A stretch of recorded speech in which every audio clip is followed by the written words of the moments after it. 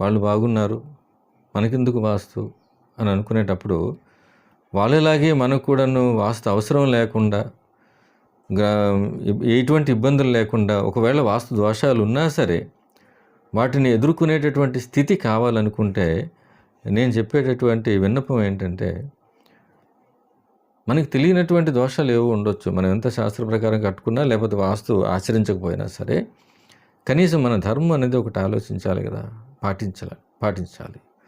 ఏంటి అనంటే, సరే మనకి రోజు మగవాళ్ళకైతే పూజ చేసే అవకాశం లేదు, చేయలేరు. ఆడవాళ్ళు చేస్తారు, ఓకే, బాగుంది. కానీ వారంకి ఒకసారైనా సరే కుటుంబం అంతా కలిపి ఎవరైనా దేవాలయంకి వెళ్తున్నారా?